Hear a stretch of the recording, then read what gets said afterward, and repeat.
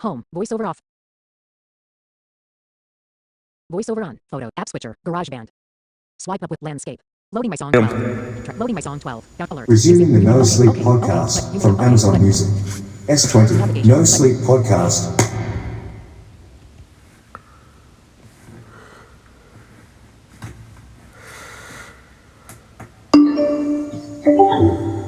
Playing from MPD 3116. Season 21 as it moves forward. This sort of feature is what our fans requested as we transition from the Season Pass program to our Supercast Sleepless Sanctuary system. And of course, the Sanctuary tier always gets you access to the entire back catalog of episodes. So for the Sleepless tier, it's a great deal if you sign up before Wednesday, May 1st. And I want to provide an update to an issue I mentioned previously. That is our Season Pass members from the old Nanocast system not being able to access past episodes. I am most grateful to the patience our members have shown us. Guys, that sounds like an old Sony box style radio. We're working hard to find a solution. Let me know in the comments. To allow members to access and download the episodes they paid for in a manner that, well, frankly, won't bankrupt the show.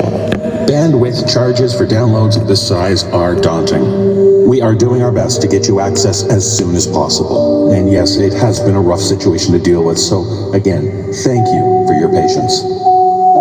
Now, let's jump into our Sleepless Decompositions episode and get romantic. Ah yes, love, romance, a veritable Hallmark movie of horror. I've misunderstood. No, this episode isn't about romance, it's about necromancy. A subject decidedly different than your typical romance. You see, necromancy is the process of bringing the dead back to life. Whether it's a person's special gift or the act of dark rituals, we've learned that the dead really should remain dead.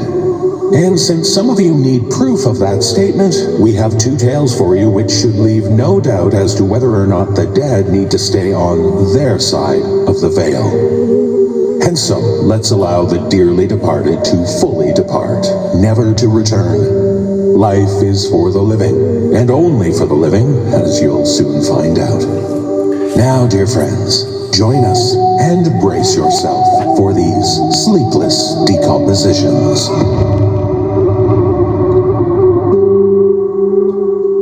In our first tale, we meet an unhoused man just looking for a warm place to stay for the night. It's not easy to find a safe place to sleep, and sometimes he has to resort to more extreme measures. And in this tale, shared with us by author Justin Wayne Ratliff, we learn that the man decides to follow an elderly woman home in hopes that he can sneak into her house for the night. And that's just the first of his bad decisions. Performing this tale are Atticus Jackson, Aaron Lillis, and Jesse Cornett. So find a shelter if you can, or a kind stranger. Just be smart if you're looking for a warm place.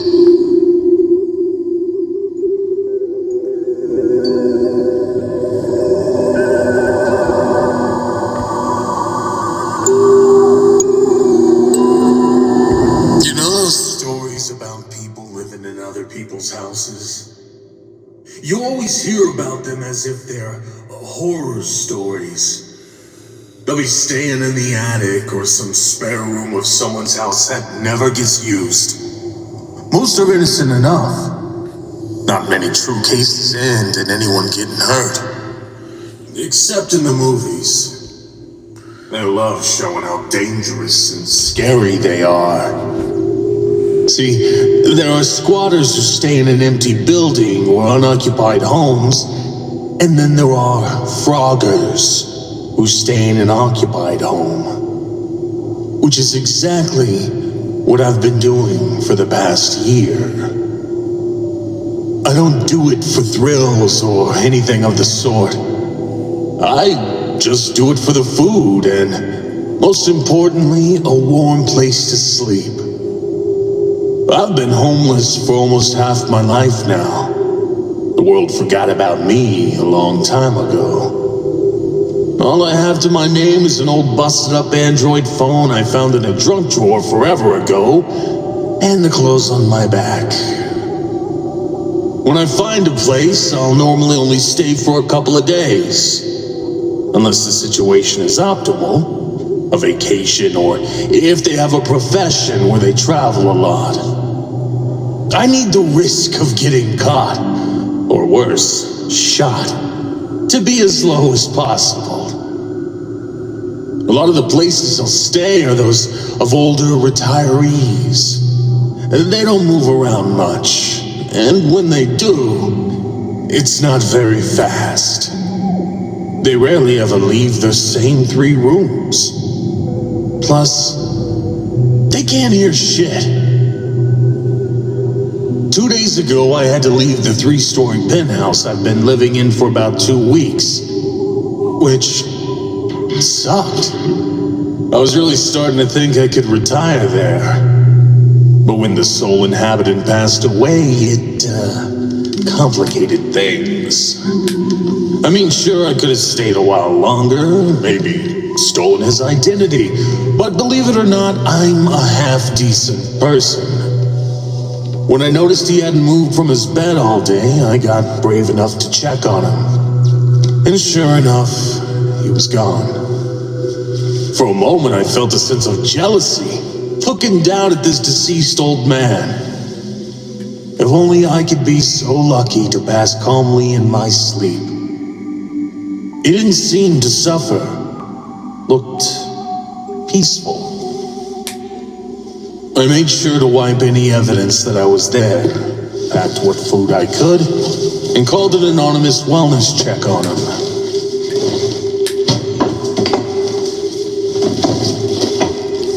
In between houses, I like to stay at the library. It's warm, no one bothers you, and it's a great place to scout out other homes. Old folks love the library. I sat down at a table in the corner of the room and began to read some fantasy novel I'd grabbed when I got there. Every so often I'd peek up and survey the people coming and going. It wasn't 3 hours before I spotted a lady in her late 70s all by herself. She was clutching a Bible close to her chest while looking through the ghosts and spirits section. My mind began working overtime. If she thinks her house is haunted, then there is a good chance I can get away with making noise and taking more food than usual. This could work out for a while. I watched her for a bit. She seemed a nervous wreck. I noticed her hands shaking as she flipped through one of the books. I was starting to feel bad for her. But the temperatures were dropping fast outside, and I really didn't want to end up on the street that night. January is hell out there. She ended up checking out a handful of books. I followed her outside from a distance and took note of the make and model of her car, as well as the license plate. With any luck, I could follow her on foot if she drove slow enough. And at her age, that was a safe bet. That night, the red lights were my friend. I was able to track her down to a crowded little street. Only took about 30 minutes to find her car, and bingo. Solo car in the driveway. Neighbors aren't too close by. Doesn't seem to be an apartment or boarding house. No cars parked on the street. We might be in the clear. The house looked like every other house on the block, aside from the right side being covered in dead ivy. It was also the only house that wasn't as maintained as the others. The yard was unkept and junk was piled up on the front porch. I made my way toward the house and listened around for any movement or talking. I heard the squeaking of the floorboards as she moved around the dwelling. I could hear her talking, but couldn't make out what she was saying. Good news was no one was talking back. I heard her walk up the stairs. This was my chance. I quickly checked the front and back door. Both locked. I checked a couple of windows. All locked aside from one on the side of the house that happened to be hidden under the ivy. After wiggling it back and forth a couple times with some force, it slid right up. And I quickly slithered into the house and shut the window. The house was dark. Much darker than I was used to elderly homes being. I surveyed the room I was in. Your heart is always beating out of your chest, no matter how many times you do this. I was in an office of some kind. I quickly noticed the amount of dust on everything in the room, and thought I should be safe in there for a bit. I heard her descending the stairs that were just outside the office. I cautiously hurried to get behind the desk and hid under it. I heard the old lady talking the closer her footsteps got.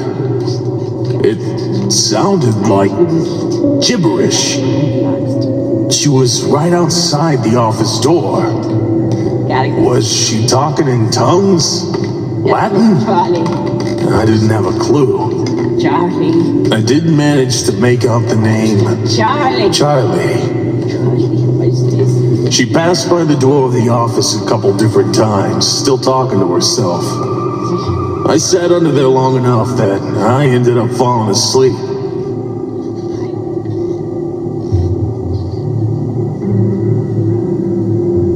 When I woke up, it was daytime.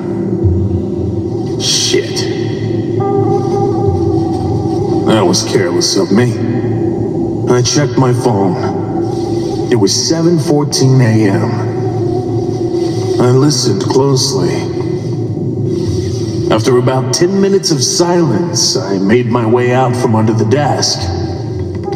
This house was loud. With every step I took, I cringed at the creaking of the floorboards. I looked out the window and noticed her car was gone. I let out a sigh of relief and relaxed a little bit. Now all I had to do was make sure I was alone. The process was simple enough.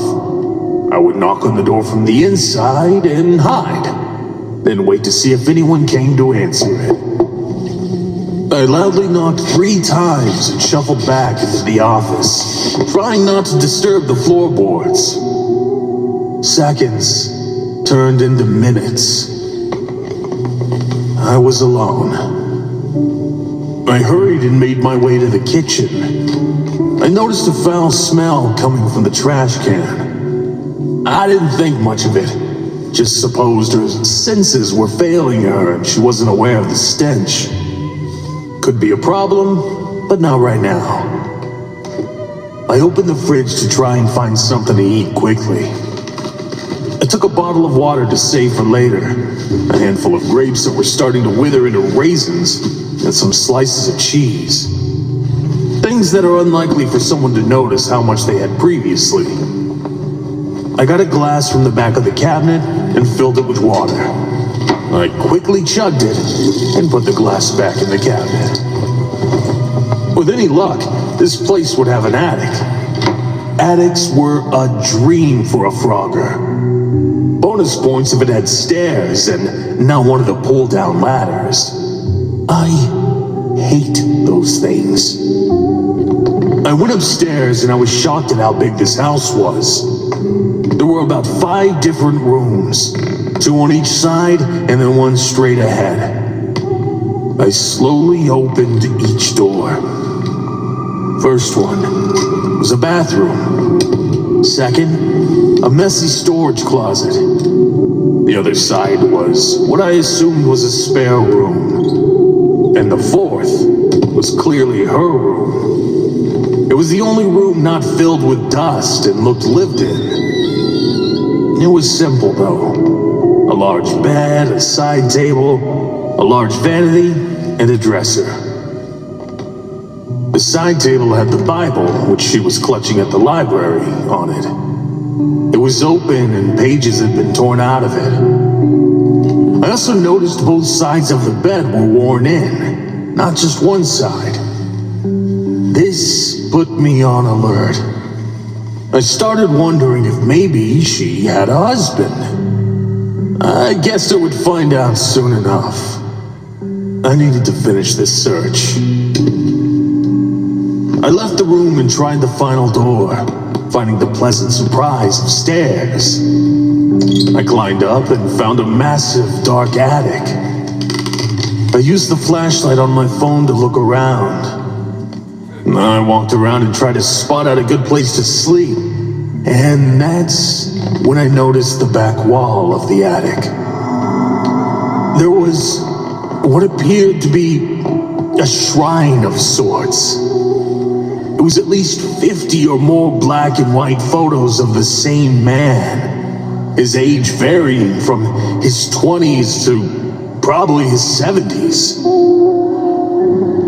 All around them were candles that barely had any wick left. On the floor in front of this were the books from the library. They were all open and had what looked like red candle wax dripped all over them. What the fuck had I stumbled upon? I was about to go back downstairs when I heard the door slam. Shit.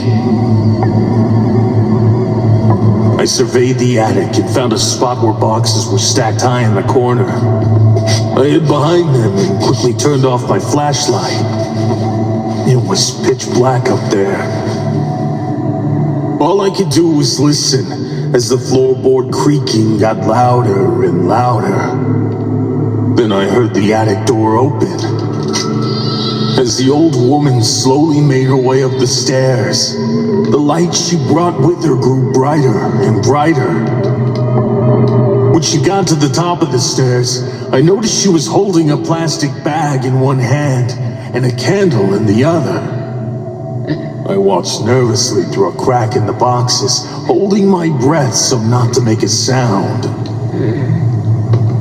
The old woman walked over to the shrine and turned the bag upside down. Some kind of bloody animal remains hit the floor with a loud thud. The smell immediately filled the attic. She began to light the other candles. Once they were all lit, I saw what was on the floor. It was a freshly killed bird of some kind. A chicken, maybe. She spread its wings out on the floor in a crucifixion-type pose. She reached over and grabbed a hammer and a handful of nails. She chaotically began to nail the chicken to the floorboard in front of the shrine while talking in tongues again.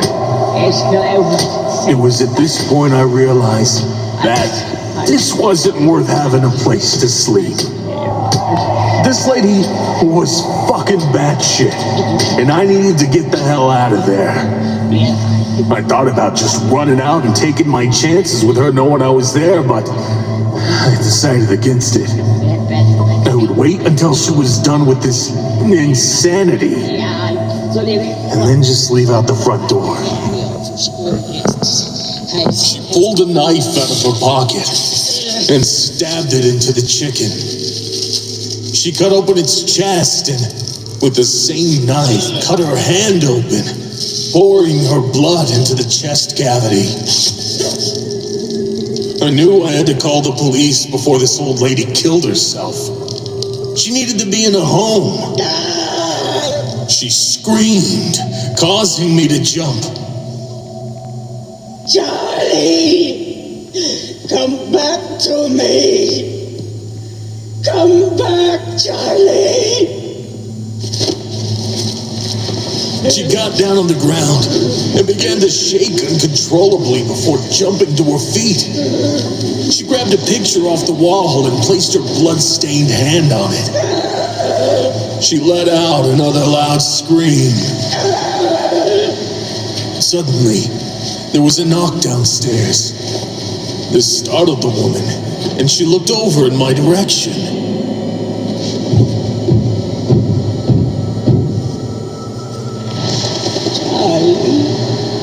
Is that you?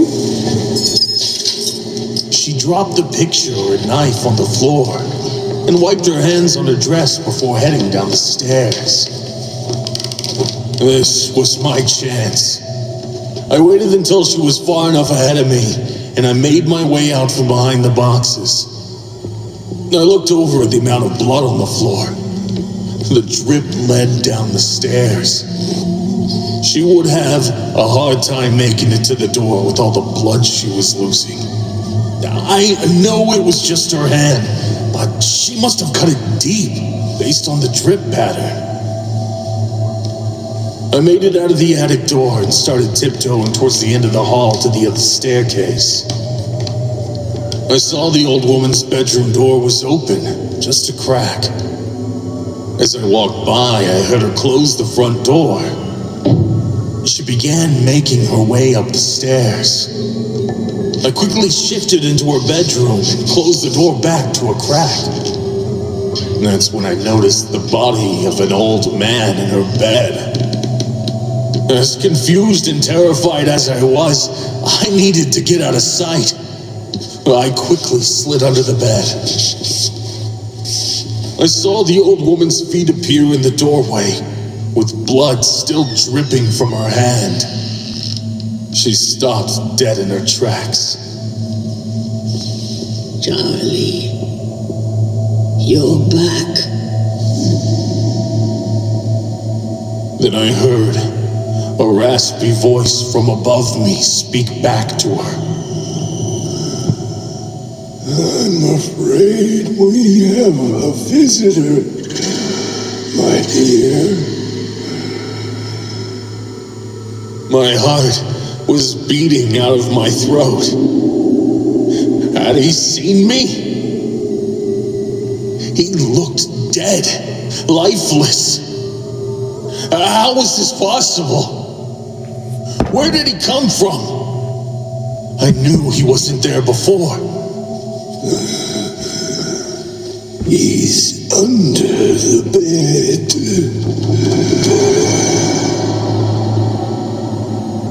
Suddenly, the old woman bent down and was now face to face with me.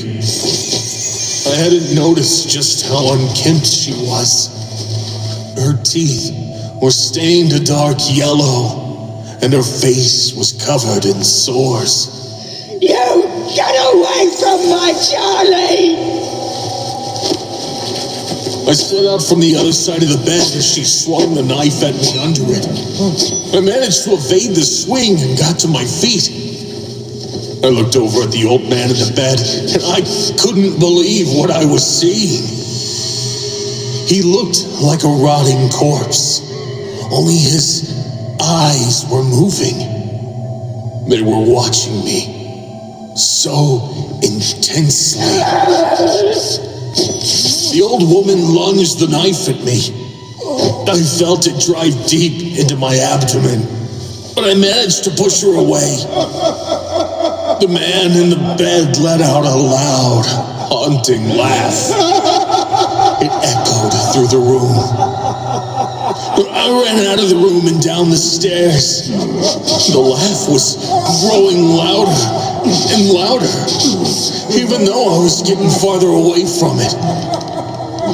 I made it to the front door and tried to leave, but it wouldn't budge. It had been nailed shut. What the hell? How? I heard the old woman slowly walking down the hallway towards the stairs. I ran for the back of the house. The back door was the same as the front. I walked through the kitchen, this time seeing the cause of the stench from earlier. There were dead animal carcasses all over the floor. The trash can was overflowing with them. I felt as if I was going crazy. How could I have not noticed this? This house was different from how I found it. I made my way back into the office. It was the only way out of there. I saw the old woman standing at the end of the hallway, a bloody mess. She had the knife in her hand. I sprinted for the office door. I made it in and closed the door before she could stop me. I locked it and grabbed a couple things to block the door with. A chair, a bulky chest of drawers. She beat on the door for a moment. Then I heard the voice of the old man again, as if he was right outside the door. This is your home now. The beating on the door stopped. I turned around to see the window was boarded up. It looked as if it had been this way for a long time. I was sure this was the room I came in through, though. This wasn't possible. I sat in that office for hours on end, just trying to decide what to do, scared out of my mind. I held pressure on the wound on my stomach. It didn't seem too bad, though. It hurt something awful. Minutes, maybe hours went by. It was so quiet. Even with all this going on, I was too tired. And I must have dozed off again. When I woke up, I could tell it was dark because the rays of sun weren't coming through the cracks of the boards on the window. I listened around for a bit, but didn't hear any movement. I'd finally stopped bleeding. I began to move the stuff from in front of the door, then opened it and peeked out. No sign of the old woman. The house seemed emptier than before. I walked to the front door and noticed it was no longer nailed shut. A sigh of relief came over me. I turned the doorknob and began to pull it open, but something told me to stop. I had the feeling someone was behind me. I turned around and looked up at the stairs. There, at the top, stood a young couple. A ray of light seemed to be cast behind them as they smiled down at me. Come on now. This way. They both walked back towards the hallway. I shut the front door and made my way up the stairs. A pleasant feeling flowed through me. I couldn't help but think, it'll be nice to have a warm place to stay tonight.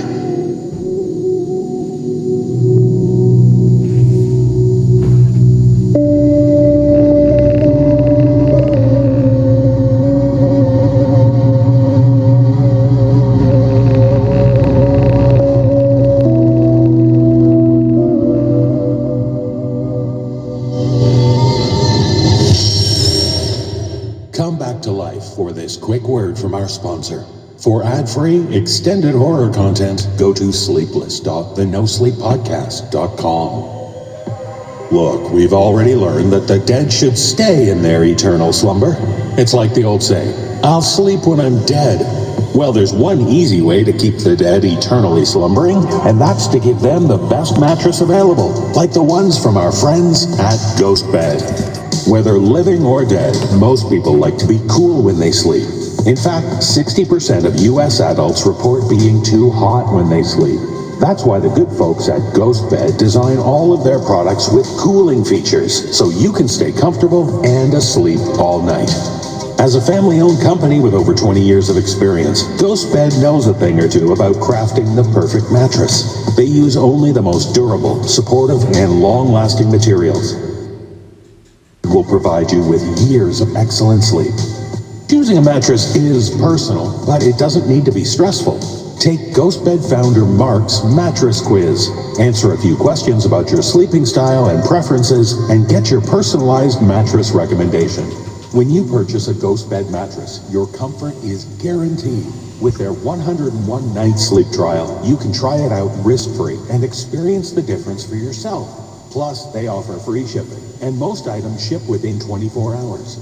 So when the horror is over and you're ready to sleep, look for the ghost. That is, the Ghost Bed. So, sleepless friends, are you ready for a more comfortable night of sleep? Visit ghostbed.com/nosleep.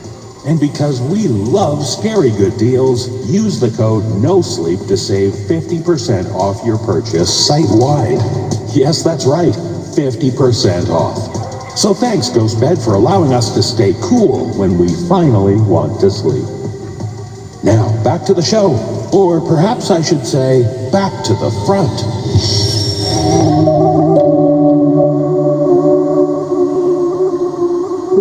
In our final tale, we find ourselves on the front lines during World War II. The Brits are fighting back the Germans, and it's safe to say that both sides are looking for any kind of advantage. But in this tale, shared with us by author Simon Kewen, we'll meet a man who has a certain expertise that the higher ranks are trying to harness, and it's a plan he'd rather not have any part of. Performing this tale are Ash Millman, David Alt, Andy Cresswell, Jake Benson, and James Cleveland. So serving your country can be a powerful act of service. That is, unless you're fighting Nicholas Semper's war.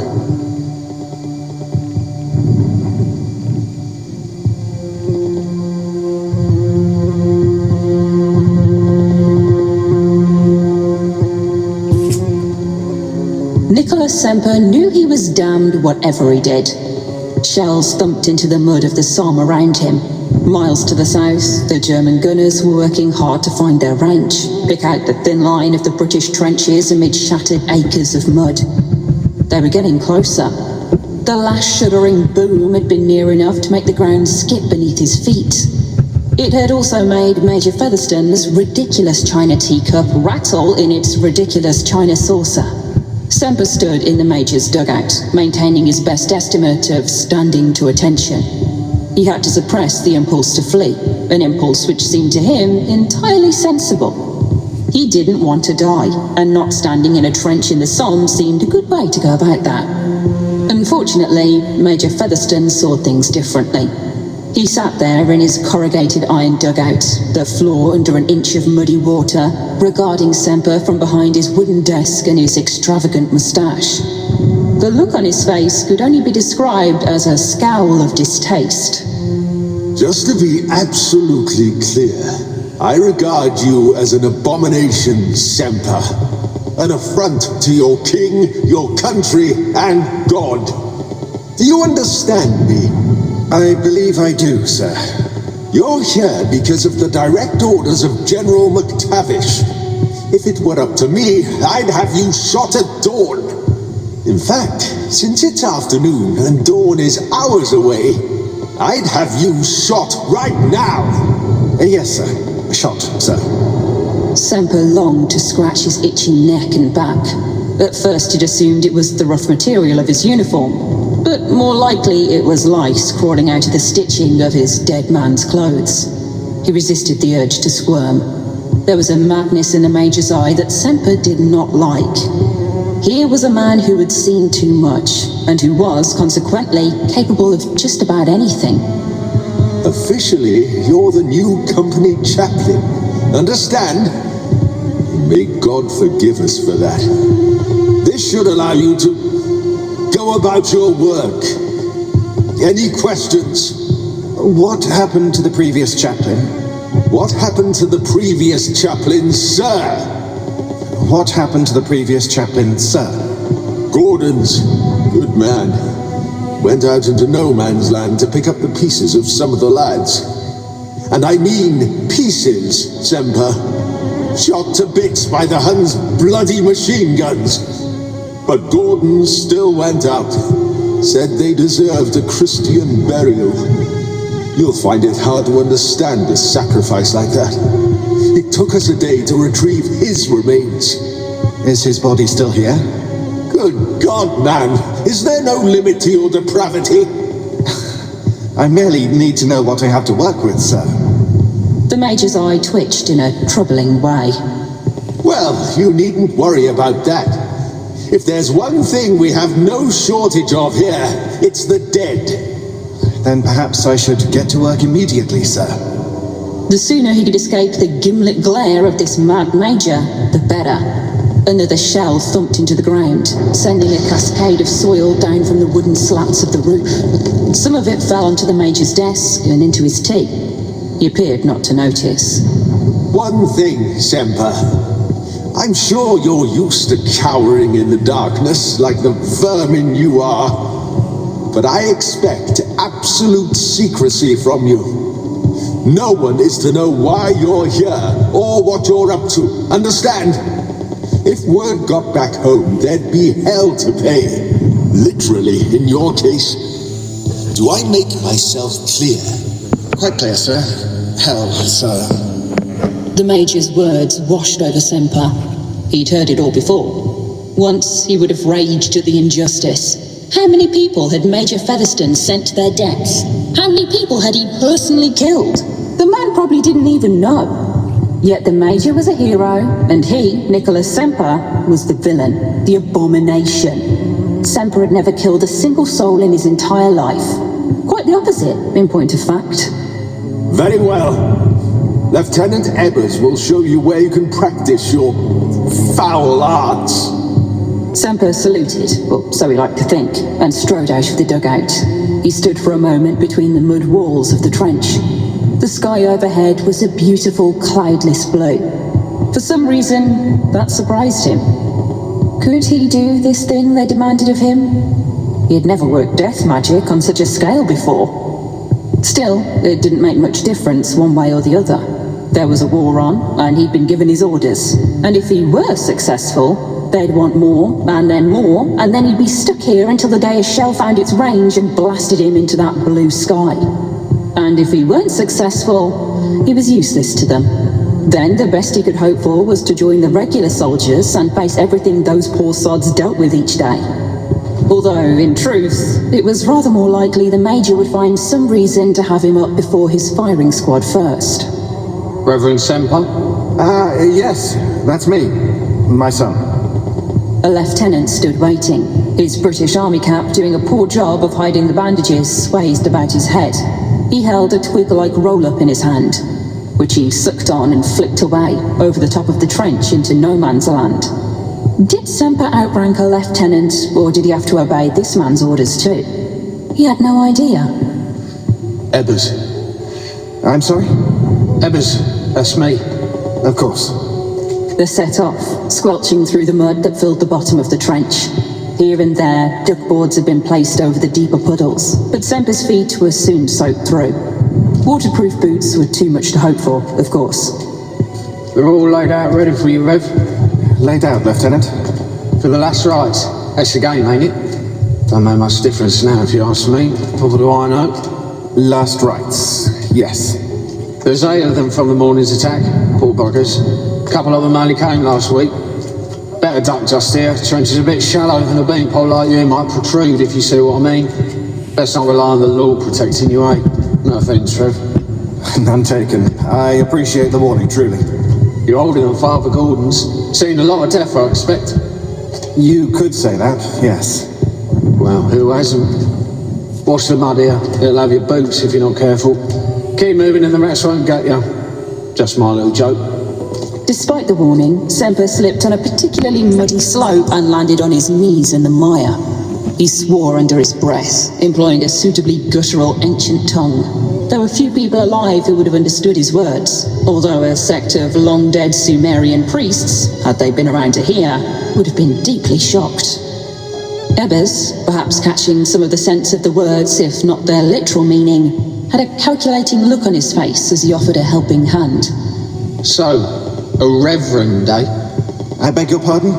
You're a reverend. Oh, that's right. Reverend Semper, yes. Fair enough. Good luck to you, I say. I'm sorry? Ebbers shrugged. Look, if the British Army says you're a man of God, that's enough for me. You think I'm here under false pretenses? The lieutenant grinned a lopsided grin. Reckon we were all here under false pretenses, Rev. Now, here we are, the aid post. I've done what I could for them. You? I help the company stretcher bearers when I can, because of my job back home. You're a medical man? Butcher. Ah. The aid post was another hut, larger than Featherstone's dugout, sandbags supporting corrugated iron walls that leaned alarmingly. Inside, bodies had been laid out in neat lines, as if the soldiers were on parade even in death. Scraps of bloody bandages lay strewn all around. A field hospital or a morgue? Perhaps there wasn't much distinction here. Thank you, Lieutenant. I shall do what needs to be done. And could you ensure I am left to work in peace, to perform the rites? No need to worry about that, Rev. This is the last place the men want to be reminded of, trust me.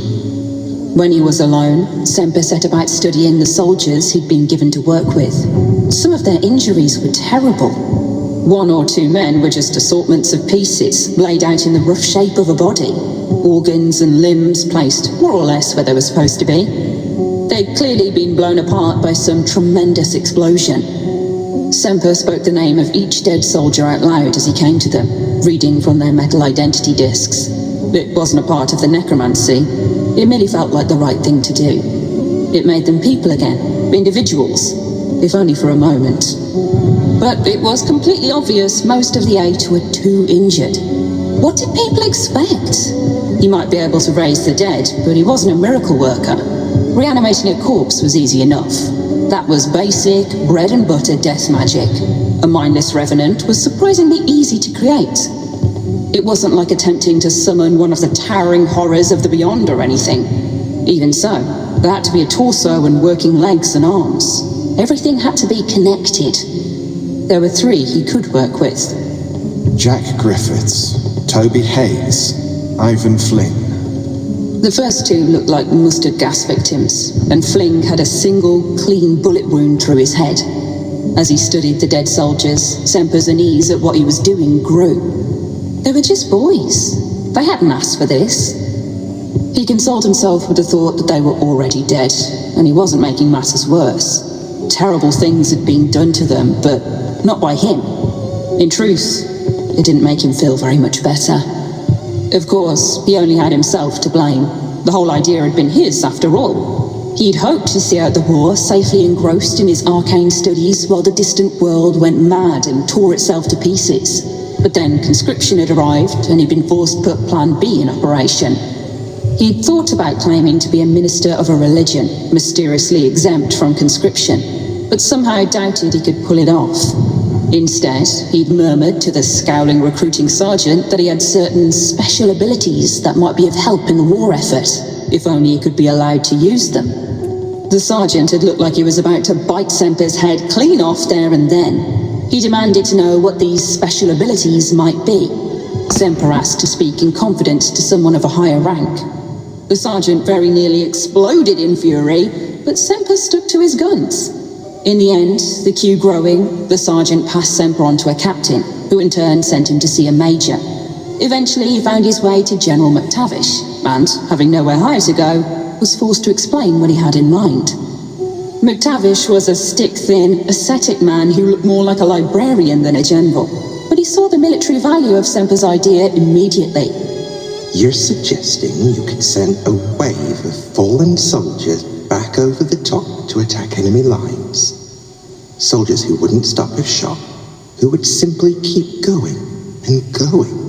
Only if the best he could hope for was to join the regular soldiers and face everything those poor sods dealt with each day. Although, in truth, it was rather more likely the Major would find some reason to have him up before his firing squad first. Reverend Semper? Yes, that's me. My son. A lieutenant stood waiting, his British Army cap doing a poor job of hiding the bandages swathed about his head. He held a twig-like roll-up in his hand, which he sucked on and flicked away over the top of the trench into no man's land. Did Semper outrank a lieutenant, or did he have to obey this man's orders too? He had no idea. Ebbers. I'm sorry? Ebbers, that's me. Of course.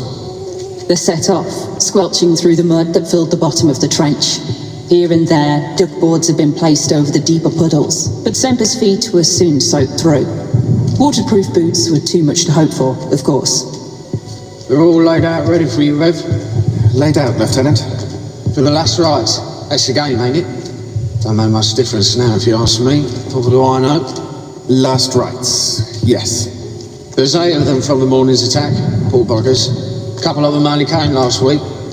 Better duck just here. Trench is a bit shallow and a beanpole like you might protrude, if you see what I mean. Best not rely on the law protecting you, eh? No offence, Trev. None taken. I appreciate the warning, truly. You're older than Father Gordon's. Seen a lot of death, I expect. You could say that, yes. Well, who hasn't? Wash the mud here. It'll have your boots if you're not careful. Keep moving and the rats won't get you. Just my little joke. Despite the warning, Semper slipped on a particularly muddy slope and landed on his knees in the mire.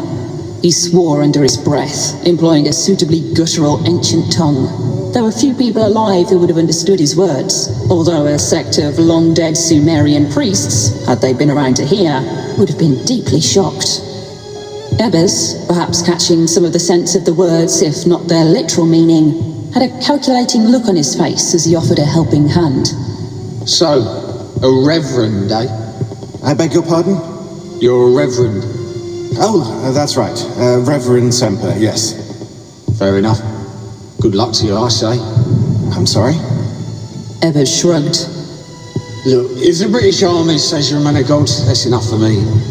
You think I'm here under false pretenses? The lieutenant grinned a lopsided grin.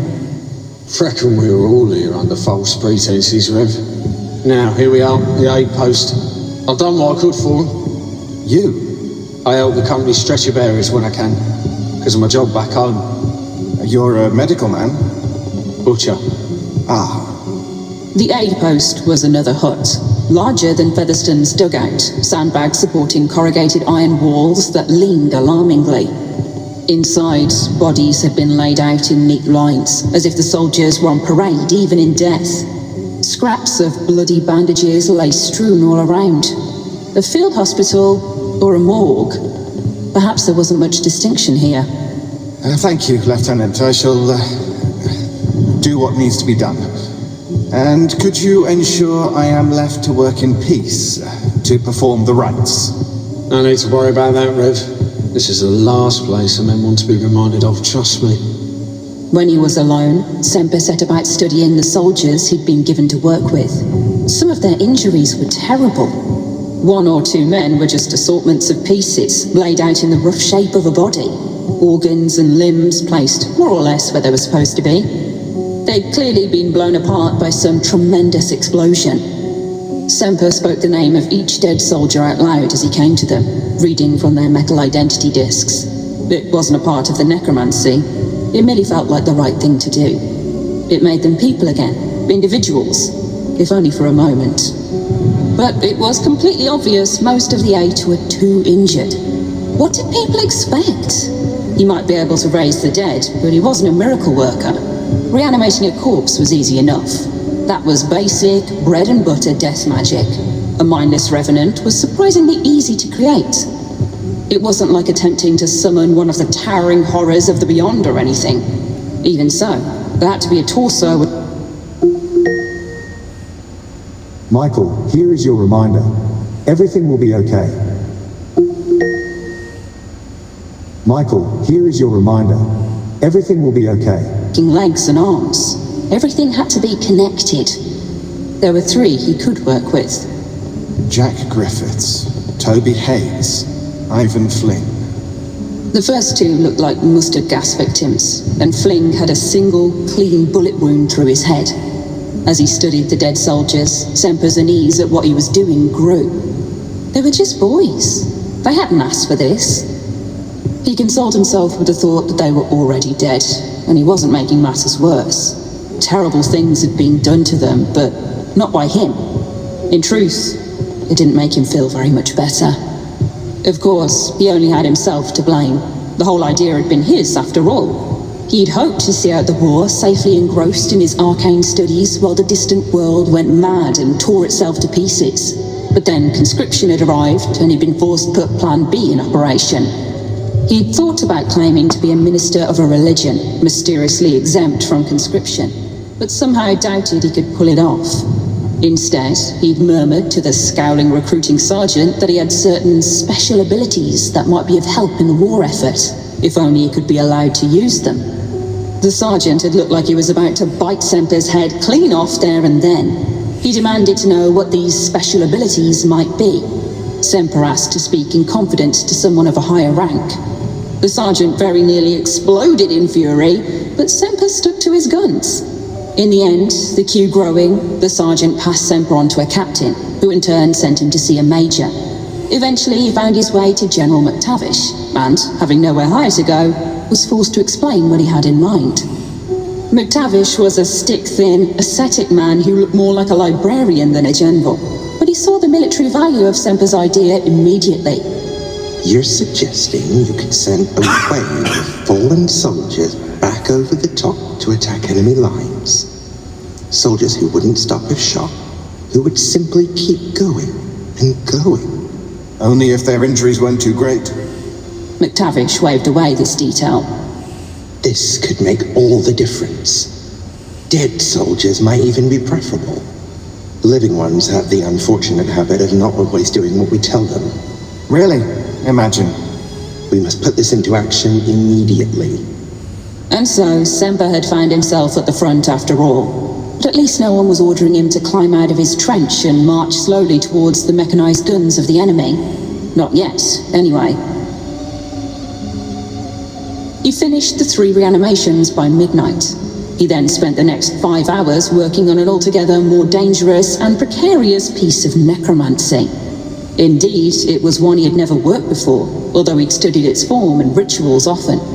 A scrap of bandage stolen from a certain pharaonic tomb, runes written upon it in a cursive script that many experts thought long lost, several fluid ounces of his own blood in which the scrap was soaked, a binding rite performed over 2 long hours. The incantations he used were grueling, and it wouldn't take much for them to go wrong. The slightest slip in the flow of syllables would be enough to render them ineffective, or worse, make them function in some unexpected way. He was playing with fire, and that tended to mean someone getting burned. Semper was used to working in the peace and calm of his own laboratory, not on the front line of a war where the guns were never silent.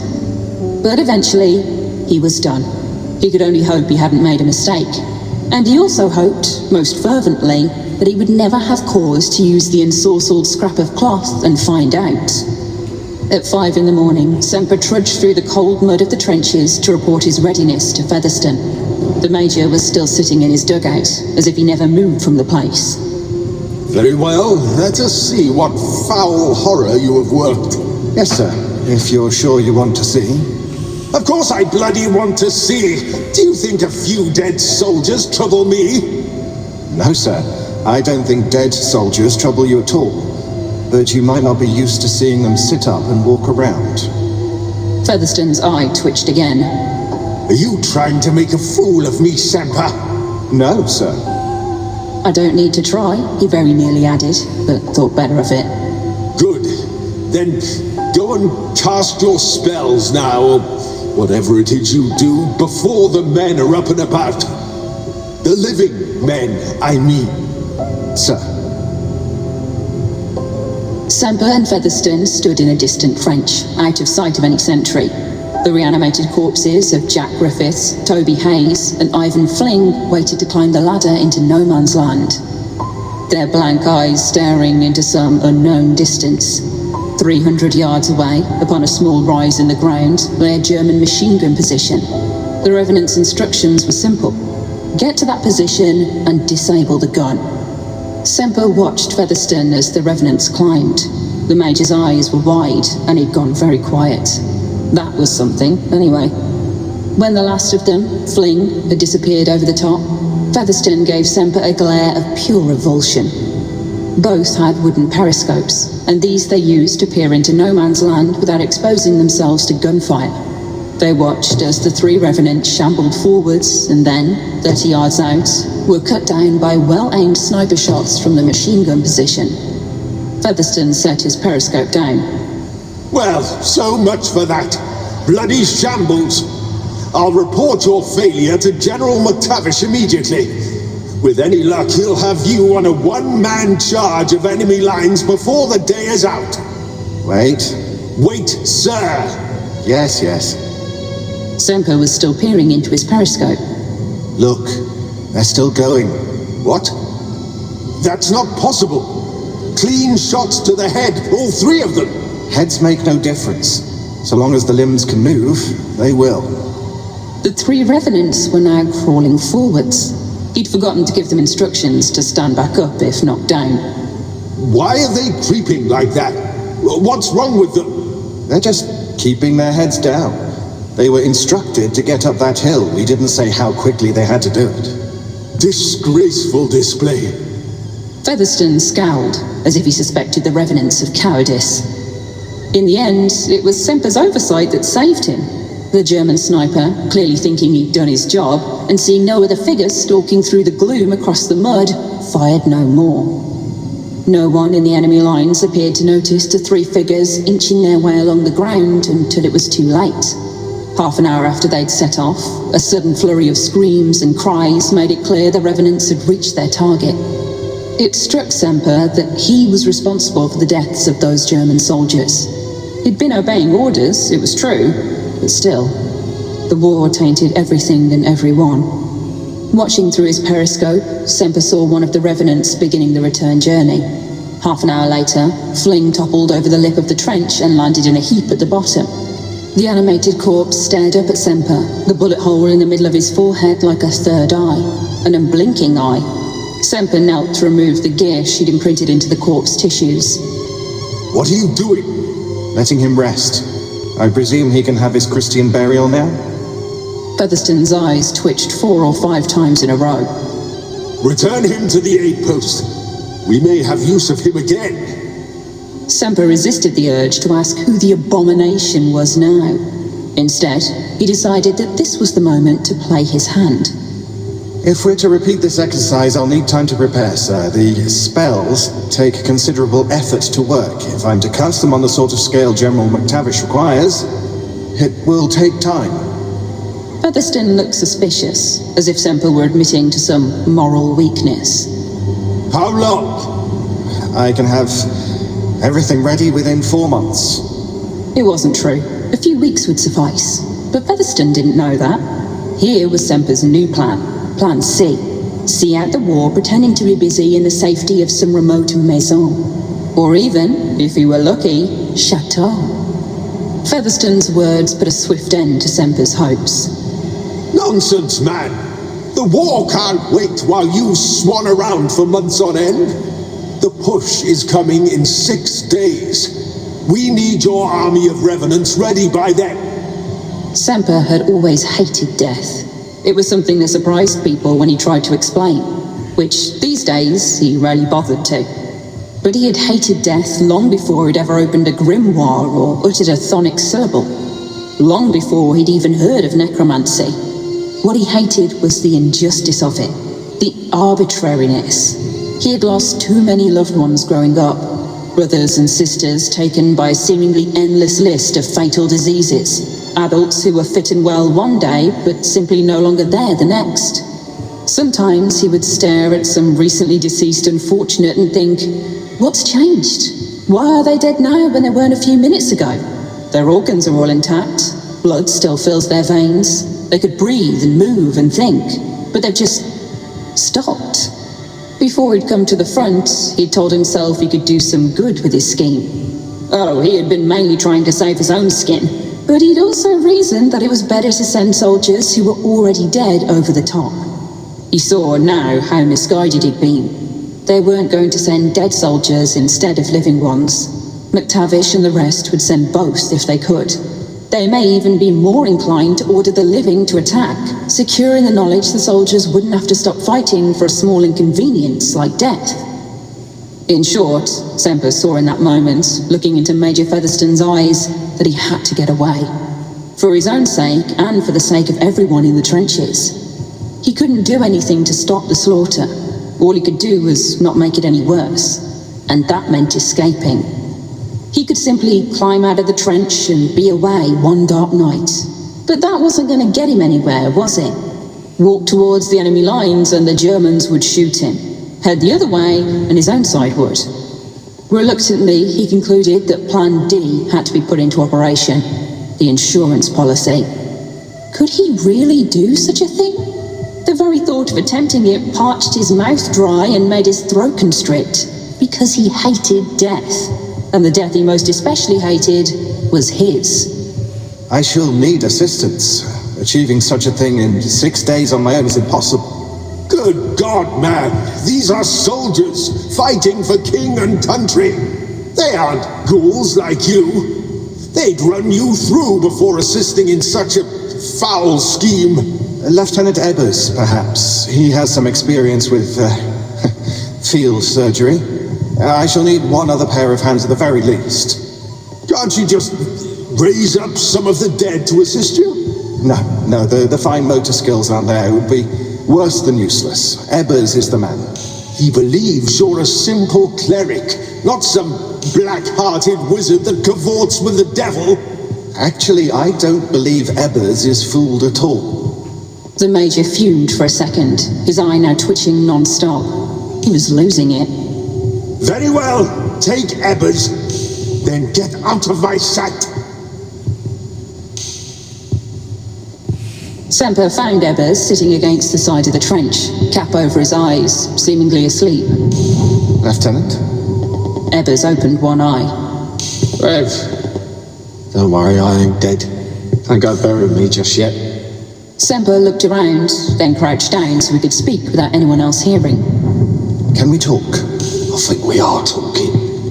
Ebbers grinned his skewed grin. Quite. The thing is, I have a confession to make. Really, Rev? I thought it meant to be the other way round. I'm sorry? Of course, you're the expert, but I thought we poor sinners were supposed to confess to you. Yes, quite so. But things change.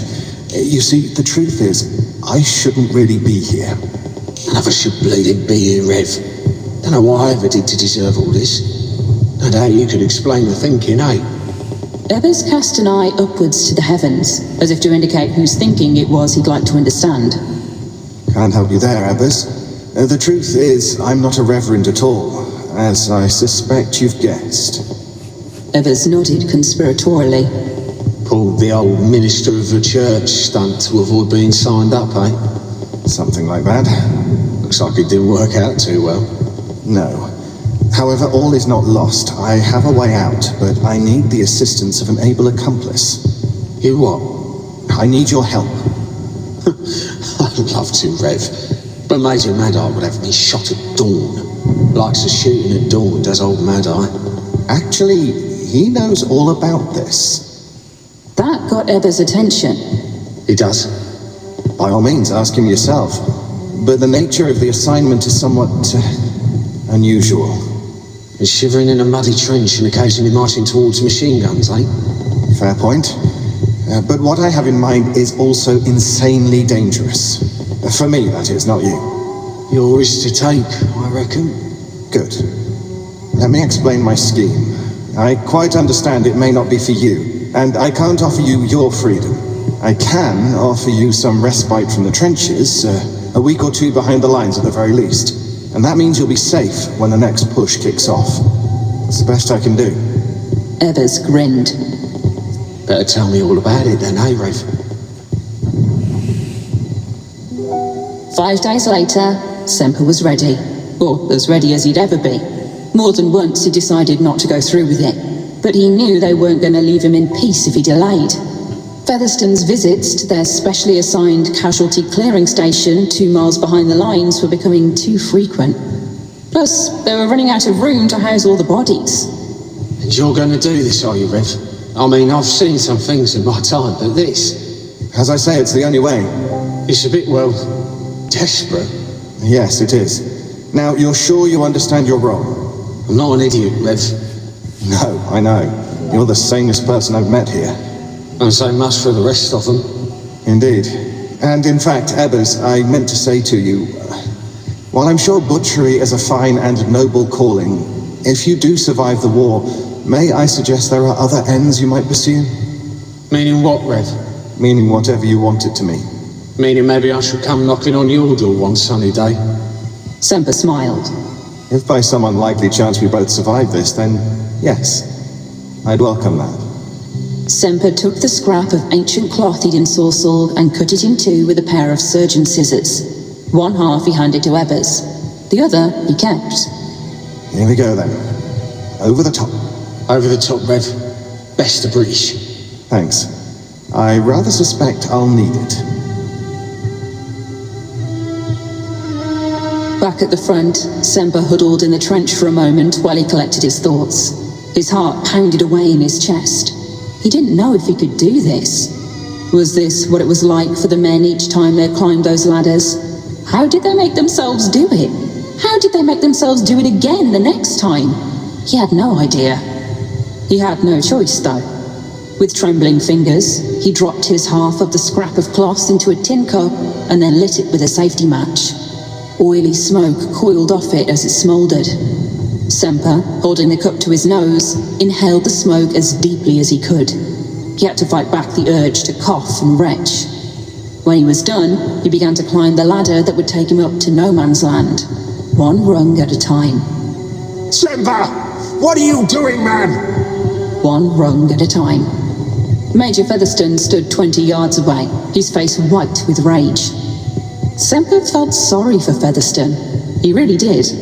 Sending soldiers to their death again and again was clearly taking its toll. But he couldn't resist a final dig at the man who had called him such terrible things. Going out to rescue some more men. You gave me the idea yourself, telling me what a fine man Gordon's was. Gordon's? My predecessor. I can only hope to live up to his shining example. But you can't! Our plans for the push, man! Oh, I'll be fine. And if I don't come back, General McTavish can always cancel the offensive. I'm sure the men would appreciate it.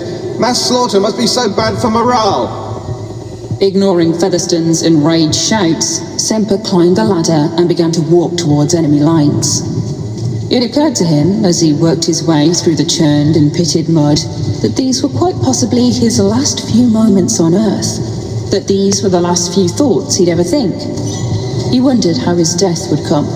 If he trod on a mine, or if a shell landed nearby, that would be that. There wouldn't be enough pieces left of him to fill a bucket. A clean sniper's shot would be best, perhaps. And worst would be some crippling wound followed by days spent writhing in agony. It happened, so people said. It was all a ridiculous gamble, of course. But what could he do? Funny how he'd gone to so much trouble to avoid being sent over the top, and now here he was, doing just that, walking towards the enemy machine guns without even being ordered to. It was, when you thought about it, a funny old life. He glanced back. The British lines were only a few yards behind him. Strange. He felt like he'd been walking for hours already. He turned and strode on. He didn't even hear or feel the shot that felled him a moment later. The problem with astral walking wasn't the walking. That was the easy part. The ether was a limitless expanse, and it simply longed to suck you inside. No, the hard part was returning to your body afterwards, or to anybody, or, come to that, to any material realm whatsoever. The ancient texts all placed great emphasis on this point. Leave your own body, and there was every chance you'd never be able to return. An eternity of blank dissipation was your most likely fate. Semper, his soul freed from his body by the magics he'd employed, wandered the ether. It was impossible to say how long for. Time was meaningless there.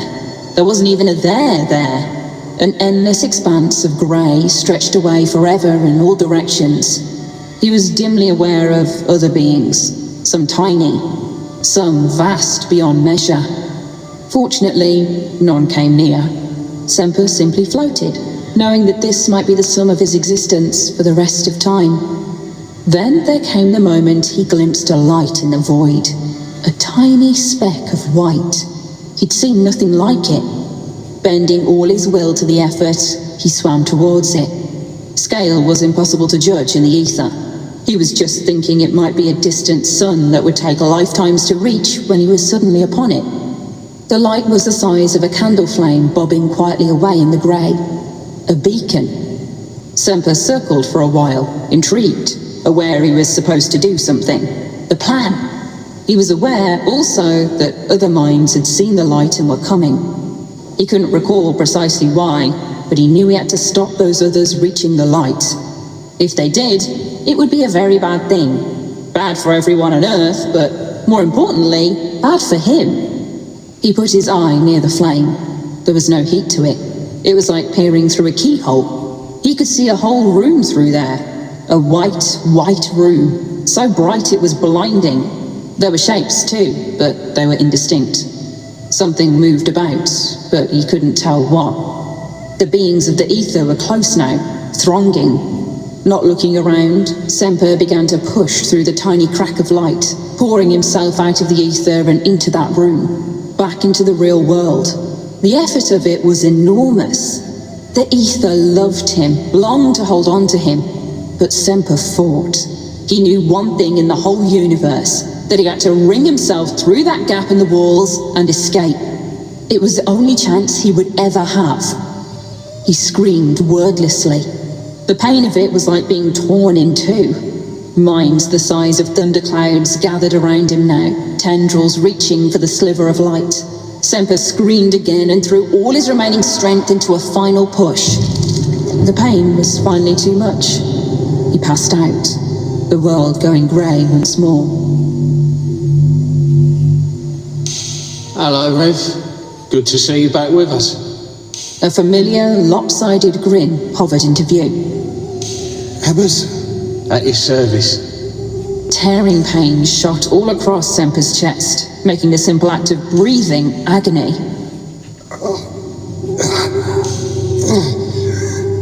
I'm alive. Alive enough to ask staff questions.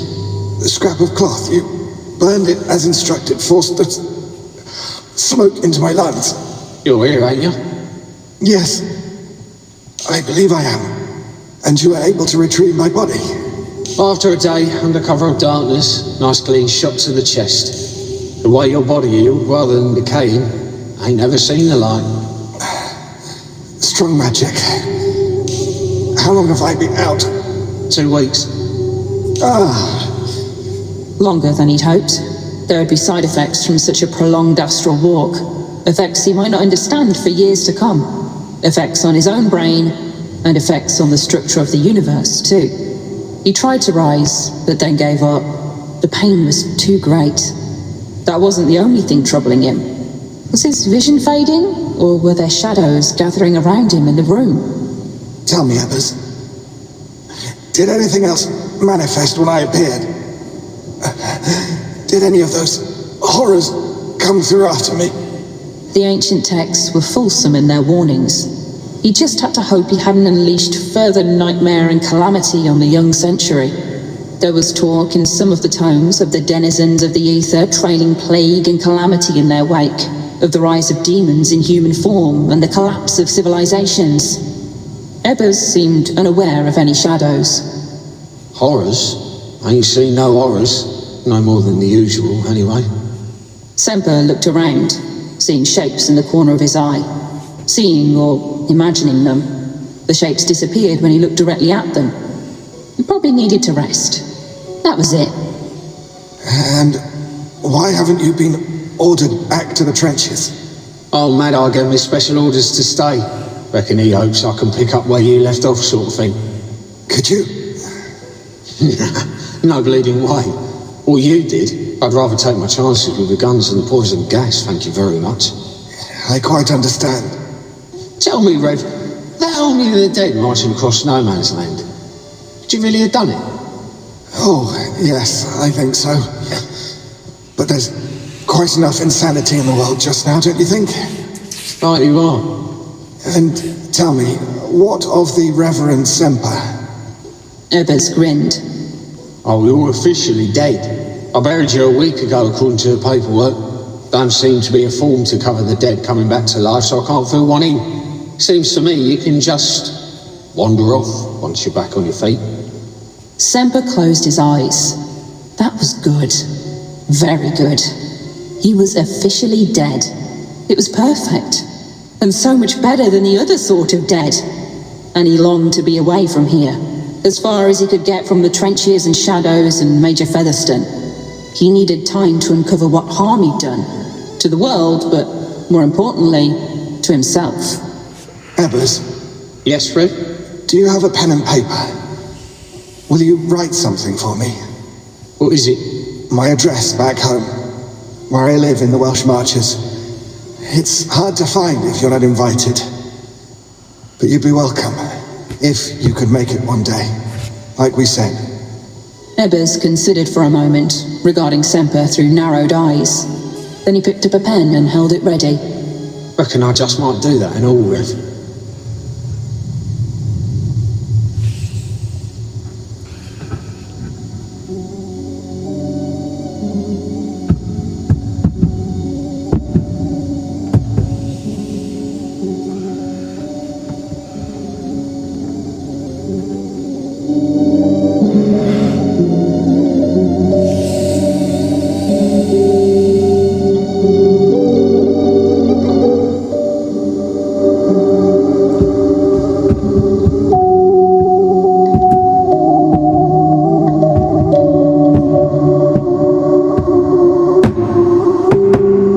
As we usher the undead back to the netherworld in which they belong, we thank you for joining us here at the No Sleep Podcast for our sleepless decompositions.